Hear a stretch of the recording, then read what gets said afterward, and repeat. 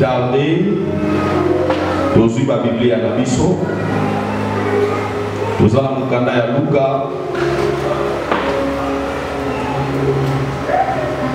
Mon capoya yango. Totani nzela ya tukumita na sambo pe tosuki na nzela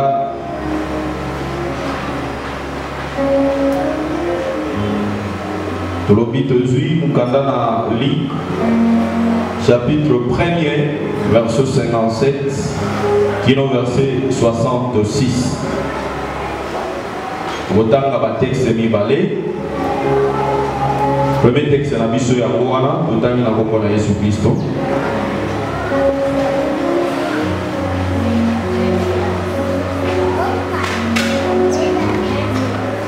Pardon, tozui donc na Luc chapitre 2, na baki Luc 1er, c'est plutôt Luc chapitre 2, verset 1 à 14. En ce temps-là, parut un édit de César Auguste ordonnant un recensement de toute la terre. Ce premier recensement eut lieu pendant que Quirinius était gouverneur de Syrie. Tous allaient se faire inscrire chacun dans sa ville.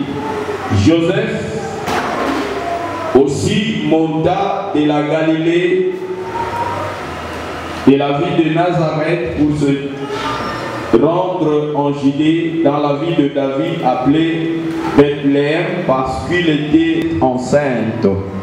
Pendant qu'ils étaient là, le temps où Marie devait accoucher arriva, et elle enfanta son premier-né, elle l'émaillota et les coucha dans une crèche, parce qu'il n'y avait un enfant émailloté et couché dans une crèche. Et soudain il se joignit à l'ange d'une multitude de l'armée céleste, louant Dieu et disant: gloire à Dieu dans le lieu très haut. Malobanankolo.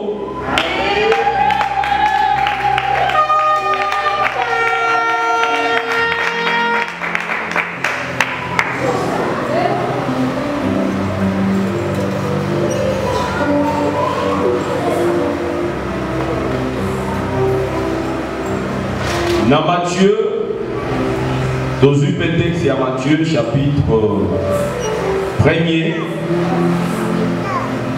nous allons dire verset 18. Voici de quelle manière arriva la naissance de Jésus Christ. Marie, sa mère, ayant été fiancée à Joseph, se trouva enceinte par la vertu du Saint-Esprit avant qu'ils aient habité ensemble. Et Joseph, son époux, qui était un homme de bien, et qui ne voulait pas la diffamer, se proposa de rompre secrètement avec elle.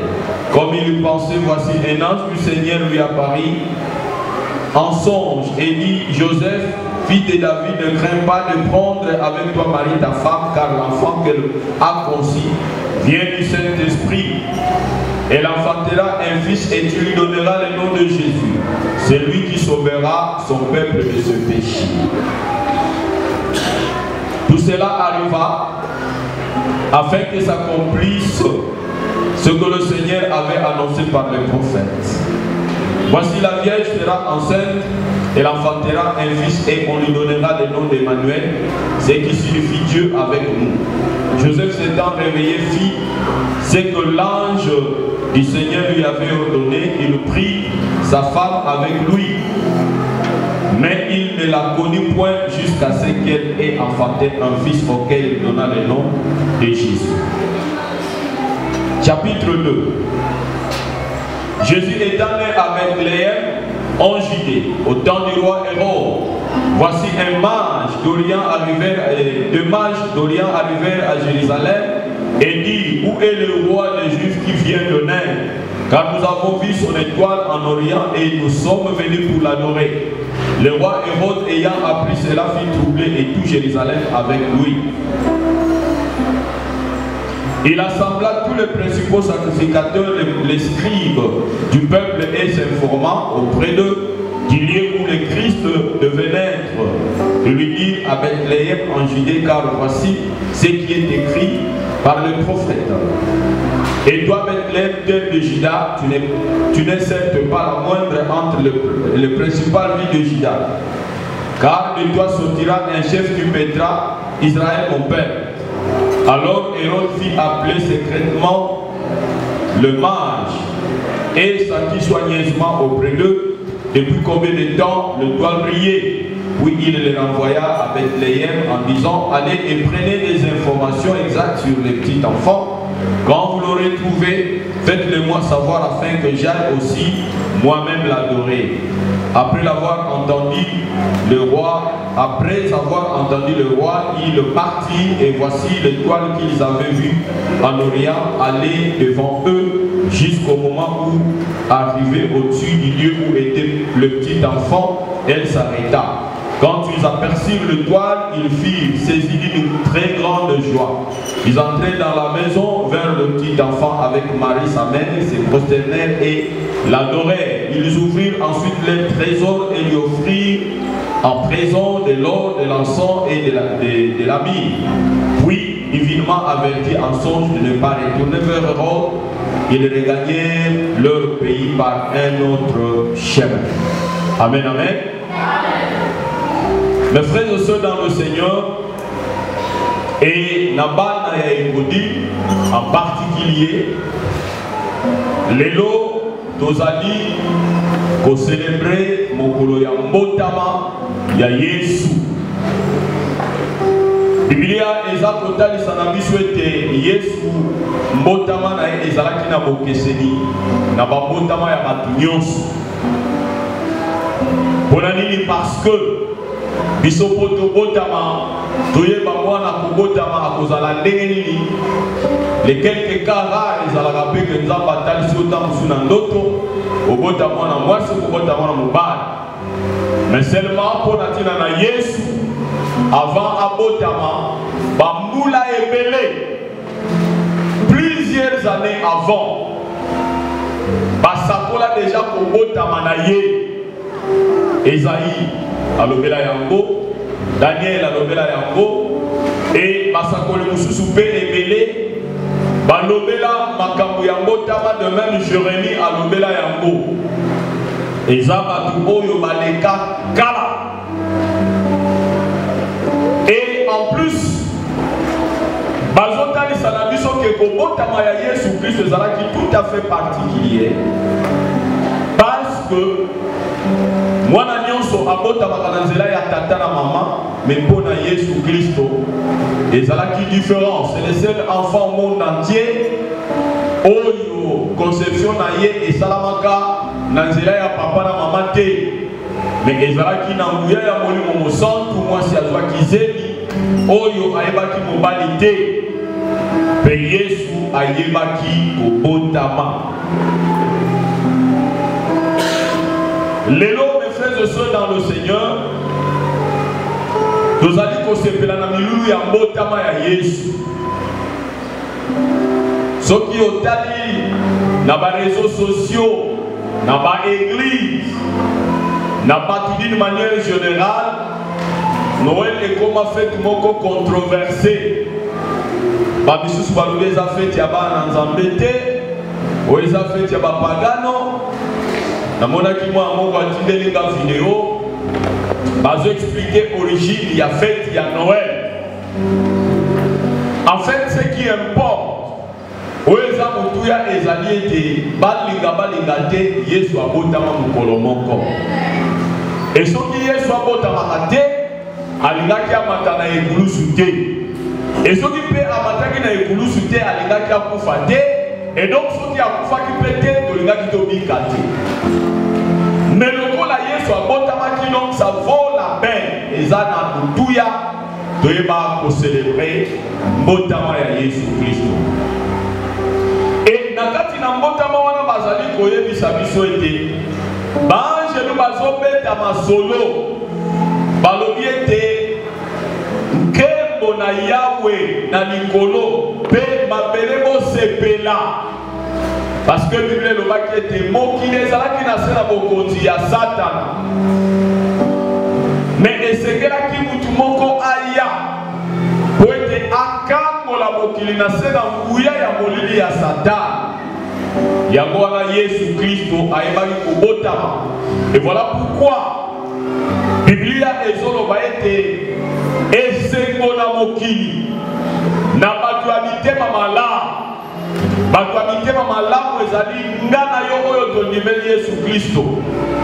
Eza esengo mpona nini? Parce que bamemeli biso sango ya kitoko, sango ya malamu ya boye ya Yesu. Koya ya Yesu Kristo ndenge na lobi ezalaki po ete ayeba kobikisa mokili, aya komema lobiko katikati na mokili. E lobiko yango oyo Yesu amemaki ntango na mokili ezalaki mpo na ntina na yo, ezalaki mpo na ntina na ngai, po ete tozwa lobiko nde ntina oyo Yesu Kristo ayebaki na kobota.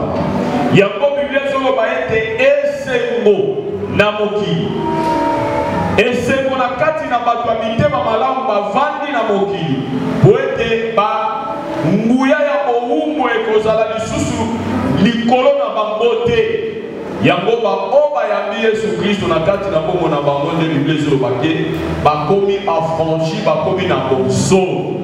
Parce que Yesu ayaki justement pour alongola biso na se ya condamnation, alongola biso na se ya bilakeli mabe, alongola biso na se na nguya ya molili ya Satana, po ete tokota na nkembo na ye.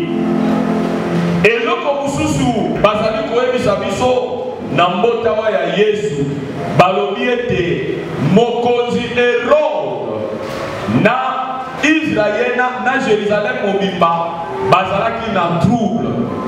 Koya ya Yesu Kristo eza normal, ezalaki na tina, esengelaki emema pe trouble na kati na mokili. Mais trouble o bazolobela bien aimé ezali mpona baoyo oyo bazali basali ya Satana, ezali mpona baoyo bazali na service ya monguna ya moyini. Pamba te bayebi ete bato mingi oyo bazalaki na se na bowumbu na bango moyen bakontinue kokanga bango lokola bawumbu ezali te. Une fois ke nga na yo toyambi Yesu Kristo na kati na bongo na biso, tobandi kotambola elongo na Yesu. Yango wana bien aimé, soki tokoluka kosala biso mabe na ndenge ya molili, bazali lisusu na makoki ya kosala biso mabe te. Yango bazali kozwa trouble, bazali kokomprendre te eloko nini eleki po ete mutu oyo tobanda kosakana na ye, tobanda kosala makambo nyonso oyo tolingi, me lelo toza lisusu na makoki ya kosala oyo tozala kolinga kosala na kati na bongo na ye te. Simplement parce que Yesu Kristo abotamaki. Et motama ya Yesu bien aimé dans le Seigneur ememaki changement monene. Matthieu azali koloba na biso ete mwana akobotama bakobenga ye Emmanuel. Yesu Kristo ntango abotami, eh bien babengaki ye Emmanuel parce que Nzambe aye na kati na biso. Dieu est maintenant au milieu de nous. Donc ezali événement ya munene na tangu ya kala. Soki mutu aza na posa ayoka Nzambe, il faut aleka na nzela ya nganga Nzambe. Soki aza na besoin, n'est-ce pas, masumu na ye elimbisama, faut aleka kaka epai ya nganga Nzambe. Mutu azalaki na makoki ya kosolola na Nzambe directement te. Il fallait un intermédiaire. Ba intermédiaire wana bazalaki banganga Nzambe. Et à tout moment, esengaki mutu aya na mbeka, osali mabe oye na meme, oye epai ya nganga Nzambe akati meme wana poko akozwa, n'est-ce pas, mesure ya grâce epai na nkolo. L'accès auprès de Dieu était donc limité. Kobele bapembeni na Nzambe ezalaki na mondelo, mutu akoki kopusa na pembeni na Nzambe te. Yango wana Nzambe awaki te mbala oyo nazokita navanda na mutu, nabanda kotambola na mutu. Nzambe po aya na kati na mokili ayaki na nzela ya mbotama ya Yesu Kristo. Yango wana tangu yo ngai tozali kotambola atako apparemment koyi kozala yo moko me nzambe azoloba na yo oza yo moko te me oza elongo na nzambe kati na yo parce que Yesu Kristo banda aya alaka biso alobi voici je suis avec vous maintenant jusqu'à la fin de temps.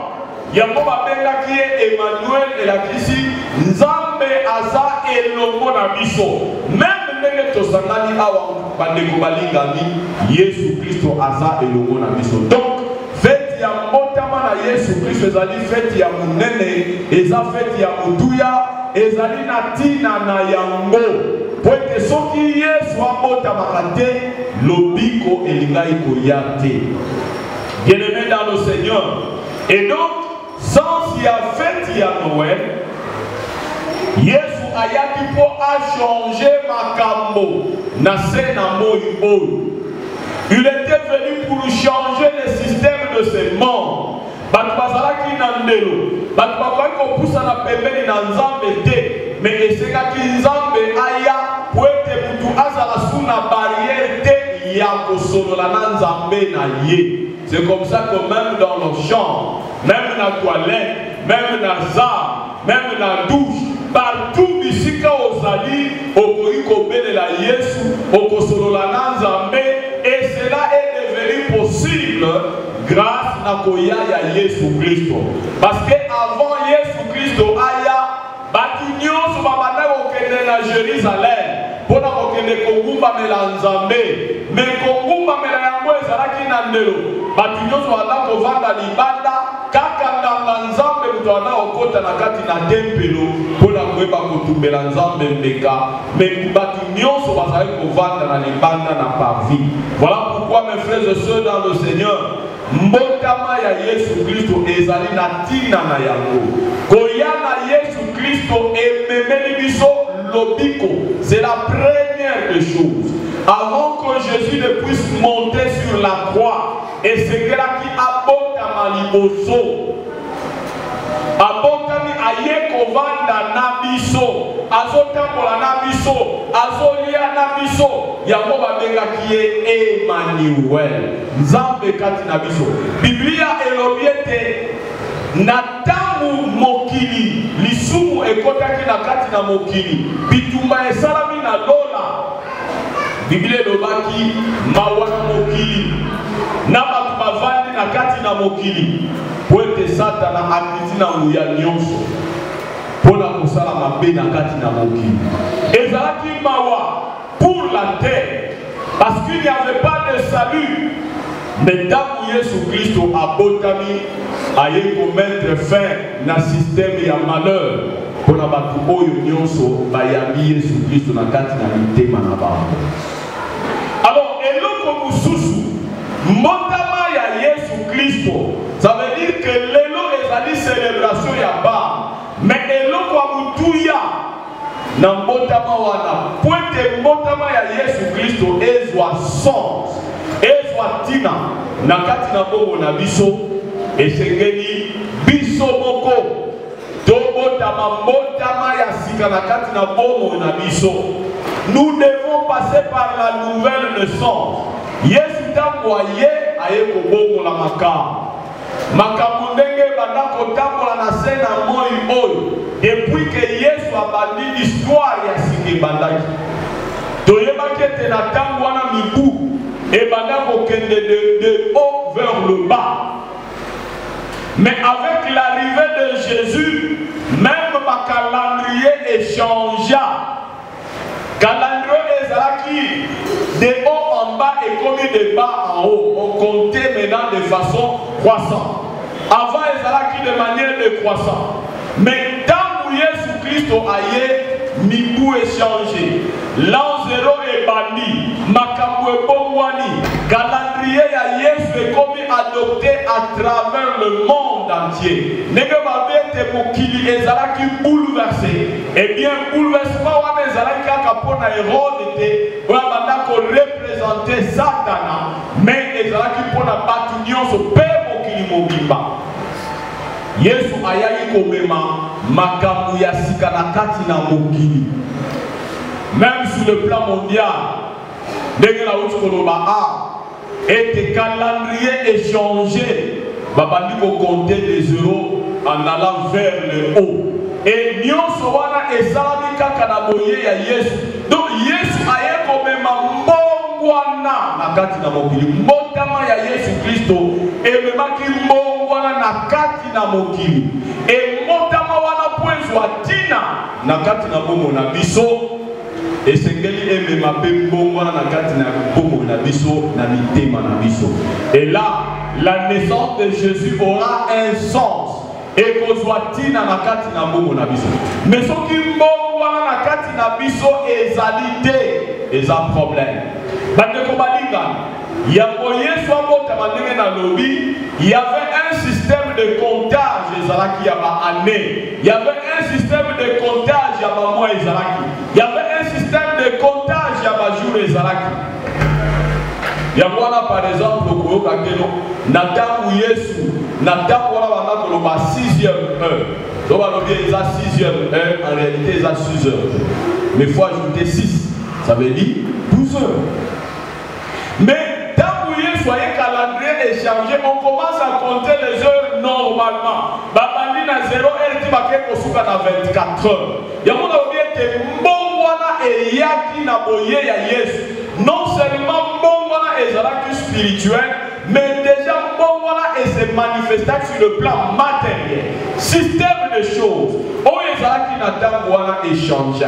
Et sikoyo lelo mbotama ya Yesu Kristo tango ali ko kanisa yango esengeli n'est-ce pas emema mbongwana na kati na biso. Il faut qu'il y ait le changement en nous. Ndenge Yesu asololaki na Nicodème azobisa que non, mbotama ya Yesu ezali komema mbotama na kati na bomo na biso, zali Yesu abotama na kati na mitema na biso, toyeba komema changement. Mbongwana emonisa na kati na biso. Ndenge na lobi ete Yesu ayaki pointe abimisa biso na se na pouvoir ya moyi. Abimisa biso na se na pouvoir ya Satan. Oh, pouvoir ya Satan ezalaki nini? Ya koyeba koimpose biso makambo nyonso oyo ya mabe na kati na bongo na biso. Kimoyibi, lokuta, lolendo, matongi, kinoki, kinduma, koswana, makambo wana nyonso ezalaki na se na nguya ya bomo na biso. Mais tangu Yesu aye, sur réellement Yesu abotami na kati na mitema na biso, eh bien les choses changent. Makambo esengeli ebongwana. La même chose bandeko balinga surtout bana na biso ya ekodi. Mbotama ya Yesu Kristo esengeli mema mbongwana na kati na bomo na bino. Mbongwana wana ezali nini? Olieba kobima na kati na koswana, obima na kati na kobunda, obima na kati na kitetu, obima na kati na kofinga, obima na kati na makambu wana. Soki bayebi ke yo tinda makate, eh bien, soki ya solo Yesu abotami na kati na mutema na yo, makambu wana ya mabe okotika ngo. Yesu ki avandi na baninga lukaka bitumba. Yesu ki avandi na baninga alukaka koswana. Yesu ki avandi na baninga alukaka kofinga. Mais Yesu Christo tango abotami ayeko bongo la makambu. Ça va de soi pour nous les adultes. Mbotama na Yesu Christo esengeli emema mbongwana, le changement sur tous les plans. Changement ya comportement ya bizaleli. Soki bizaleli est changé et soki wana te. Changement même sur le plan matériel, sur le plan financier. Yesu esengeli abongo la makambu. Parce que tant que Yesu ayaki balobi, le monde entier était bouleversé. Makambu ezalaki ya mabe esengeli ezala bouleversé. Et batu bazalaki na esengo. Batu o bandimaki, bayambaki Yesu Christo na kati na bongo na bango. Donc mes frères et sœurs dans le Seigneur, Noël, Ezali, peut-être c'est le mot Noël qui dérange assez souvent. Parce que le mot Noël est dans la Bible, mais en fait, nous allons célébrer Motama ya Jésus Christ. Le mot Noël, ce n'est pas un problème. Mais nous, c'est que nous savons que l'élo, nous allons célébrer Motama ya Jésus. Na kati na bomo na biso. Ndenge Yesu ayaki ko bongo la makambo na se na moi ya mokili to vandi. De la même manière, tant que Yesu a botami na kati na motema na yo, et c'est que makambo bongwana. Tu ne peux plus vivre sous la malédiction. Okokili susu ko bika na se abila kelima bete parce que Yesu aye abotami na kati na bomo na yo et amemeli yo bongwana bouleversement des choses. Vivre les sous-soutenir dans la condamnation de la famille. On peut vivre les sous-soutenir dans la condamnation de Bandoki. Il y a un occultisme. Parce que Christ est né. Et ce qui est sur la potami na kati na motema na yo, makambo sengeli eshiko changer. De la même manière que Hérode a ko martyriser ba. Hérode a ko nyokola ba. Que Yesu apotami tout le côté qui na kati na bomo na yo. De la même manière, Yesu sera apotami na kati na motema na yo et sengeli banguna na yo bazwa trouble. Tes ennemis doivent être troublés si réellement Yesu apotami na kati na motema na yo. Et donc mes frères et sœurs dans le Seigneur, nazali ko insister na koloba ete motama na Yesu Kristo. Et c'est qu'il aime ma changement dans la vie na biso. Motama ya Yesu Christ de la même manière que mema ki mbowa na mokili.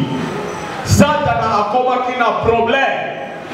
Et tu know le logo Satana zana koko so pourquoi parce que Yesu asi aya na se na moyo. Et ngana yo to koma ya Yesu yango wana Satana zana problème. Il n'a plus le même livre. A koki ko sakana lisusu na yote, a koki ko sakana na biso lisusu te, soki ya sono Yesu Kristo a botami na kati na mitema na biso. Et botama ya mo bien aimé, ndenge na lobi. Et kozala na tina, soki kaka na bomo na biso, mbongwana ekoti. C'est-à-dire que to tikeli Yesu Kristo esika. Ndenge ba mange bayambaki Yesu na kati na esengo bamemeli biloko ya mutuya basepeli na koya na ye yango balobi esengo na batu ya mitema malamu.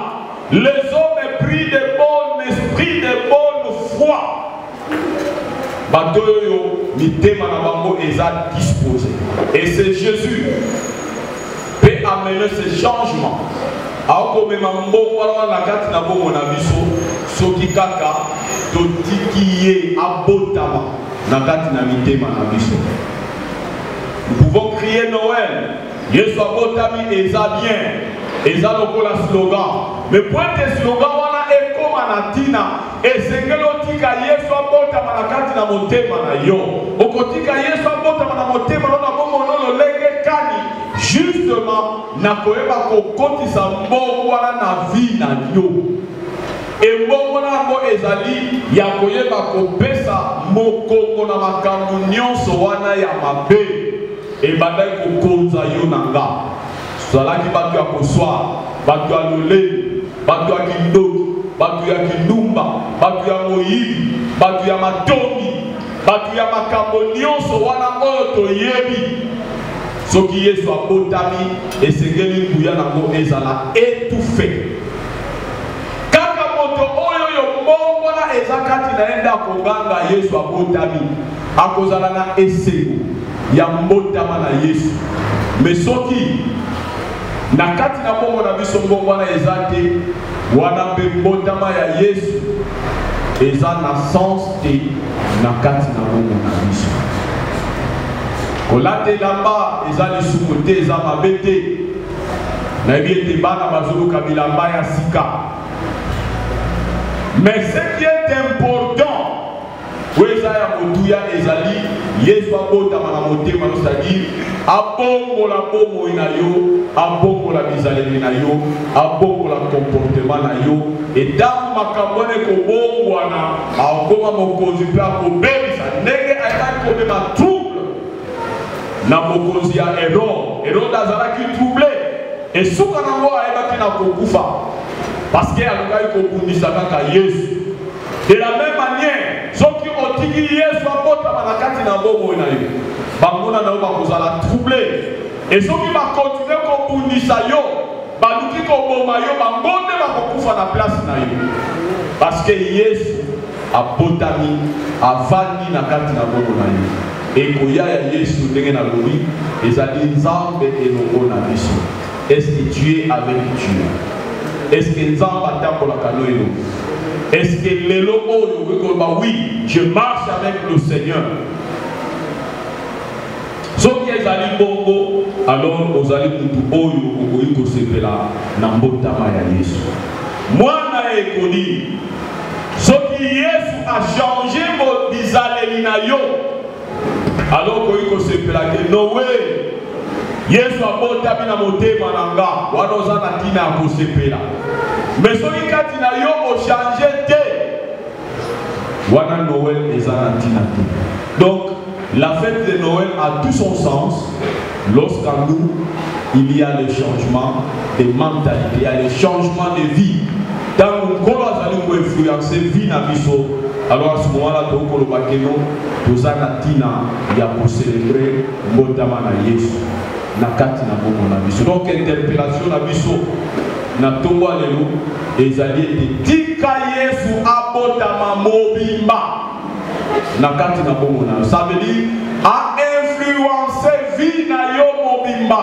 Alors ngana to iko sepela na mbotama ya Yesu na kati na bomo na biso. Tongo bibitu na biso.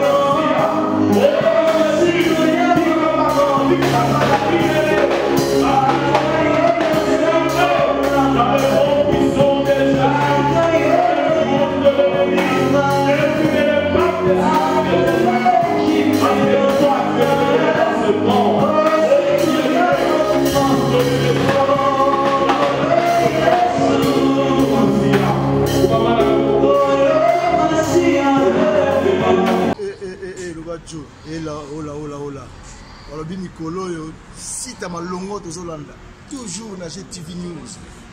Toujours na GTV News. Olobi information ya solo. Site Gaillard, site Rosala qui info ya solo. Ya bio. Ici c'est le grand Mosenge, le Sofina Panera, le prince César Loboko, le grand Mosenge. Toujours na pas solo.